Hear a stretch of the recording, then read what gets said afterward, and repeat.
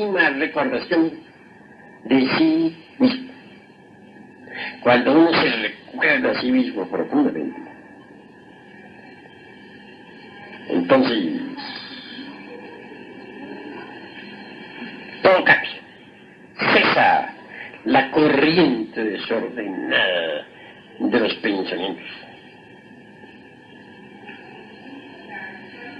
y de los deseos y la emoción. Eso es obvio. Pero ante todo, muchos hermanos gnósticos que escuchan este cassette quisieran así como una técnica para acabar con alguna violenta preocupación.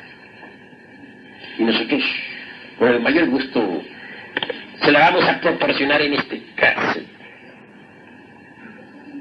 Decía que sometiendo a ese par de elefantes, que son los centros intelectual y motor, podemos, por medio de ellos, controlar al centro emocional. Claro, se necesita una técnica, repito, y con el mayor gusto la vamos a dar. Para normalizar al centro motor, conviene relajar completamente el cuerpo. Empezar por relajar los nervios del cerebro, los músculos de la cara, todas esas comisuras de los labios, el cuello, los brazos, las manos, el tronco, el estómago, las piernas, los pies. Y respirar honda y profundamente.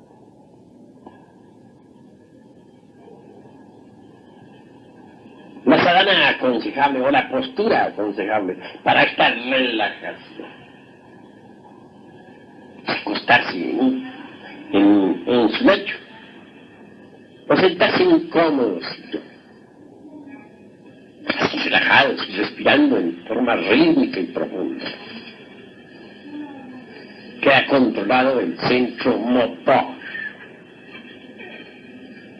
En cuanto al centro intelectual propiamente dicho, tenemos que no hacerle caso al proceso ese de raciocinio gigantísimo. Si nosotros nos acordamos de nuestro propio ser interno, nos concentramos en nuestro Dios interno, obviamente nos olvidamos de todos esos procesos intelectuales, claramente en suspenso. Ya sometidos a este par de elefantes que son centro motor y centro intelectual. Entonces, mediante los mismos, podemos someter al centro emocional. Es claro, una mente serena, tranquila, y un cuerpo relajado. De hecho, son decisivos para que influyan en el centro emocional. Este deja sus movimientos desordenados. Es decir, se aquietan las emociones, quedan en suspenso y la preocupación pasa.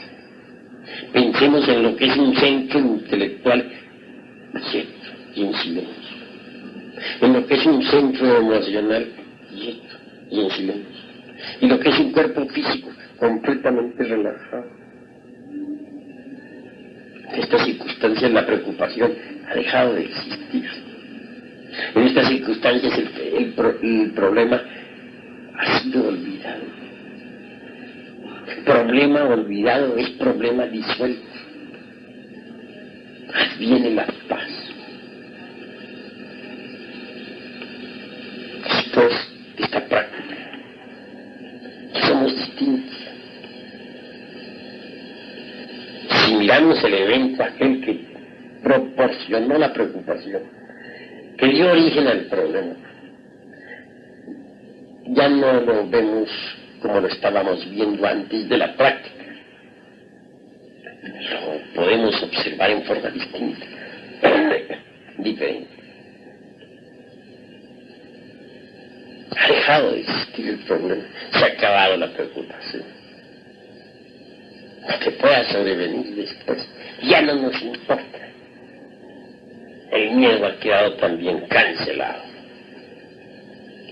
Así pues, esto es lo que conviene saber en relación con los problemas y las preocupaciones. Hasta aquí mi respuesta. Quisiera preguntarle ahora cuáles son los 3 pasos de los cuales usted ha hablado para la destrucción de los egos, y también que nos aclare algo sobre cómo se disfrazan los egos para que sean más difícilmente identificables y por lo tanto más difíciles de destruir. Con el mayor gusto voy a dar respuesta a nuestro hermano Villa sobre este asunto de los yoes. Ciertamente necesitamos autoobservarnos para conocernos. En principio, nuestros estudiantes gnósticos no saben ciertamente qué es lo que deben observar.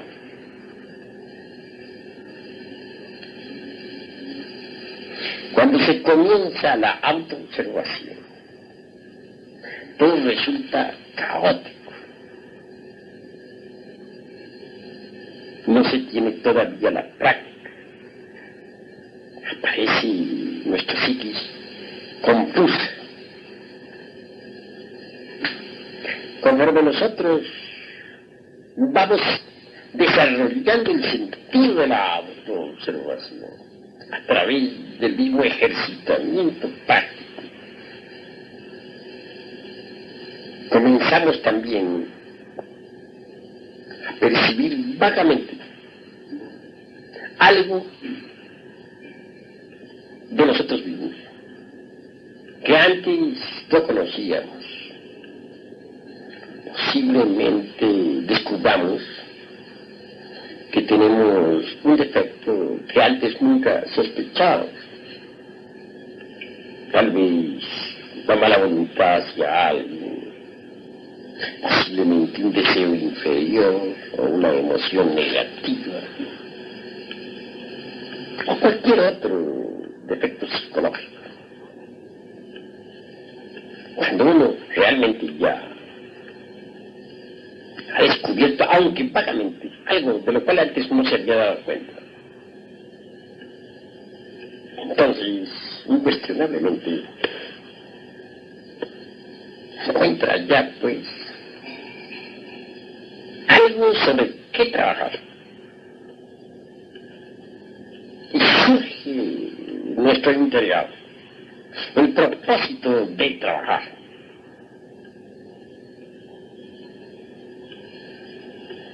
¿Cómo podría surgir tal propósito si no hubiese algo sobre qué trabajar? Solo sabiendo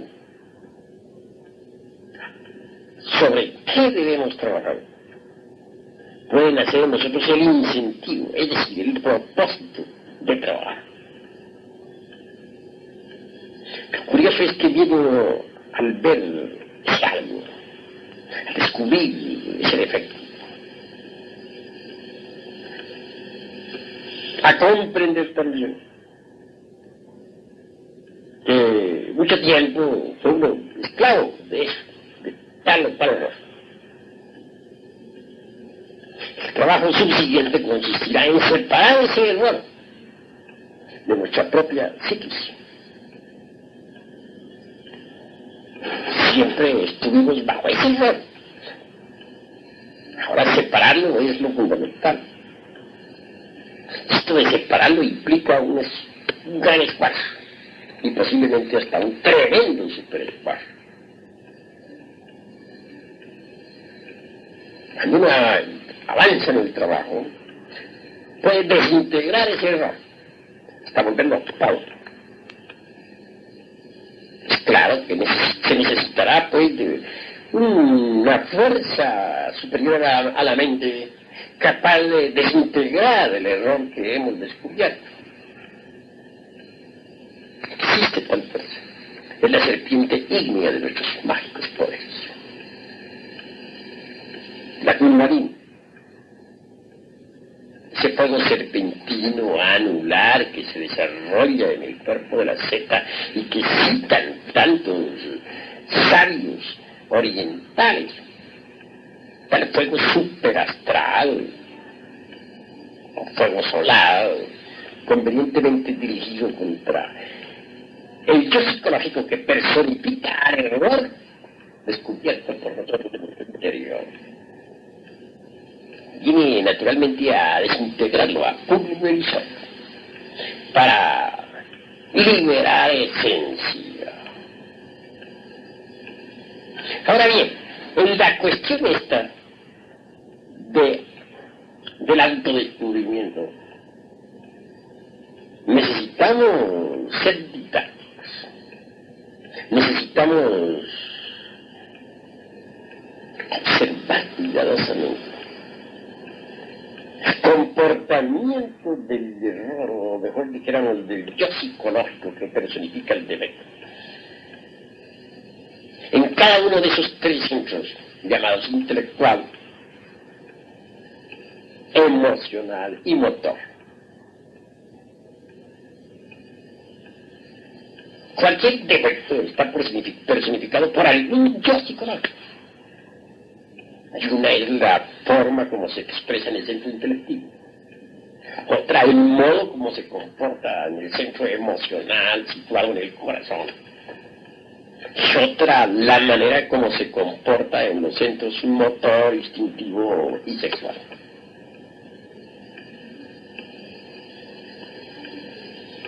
Esas tres formas de comportamiento de un yo. Bien vale la pena que las observemos cuidadosamente. Porque observándolas podremos descubrir mejor ese defecto que queremos eliminar, ese yo que queremos erradicar de nuestra naturaleza psíquica.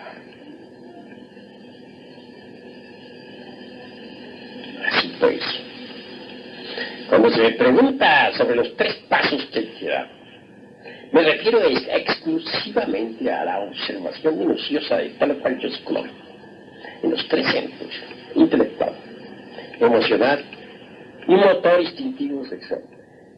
Vean ustedes que los centros motor, instintivo y sexual los resumo como si fuese, porque son tres centros inferiores que se coordinan para formar, dijéramos, en una especie de personalidad.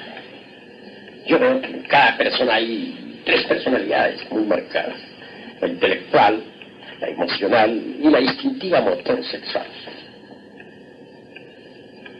Son tres personalidades que no se entienden, que nunca se han entendido.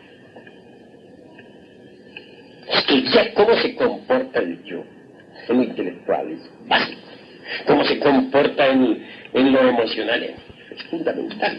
Y cómo se comporta en esos centros motor, instintivo y sexual es extraordinario. Al autoobservarnos,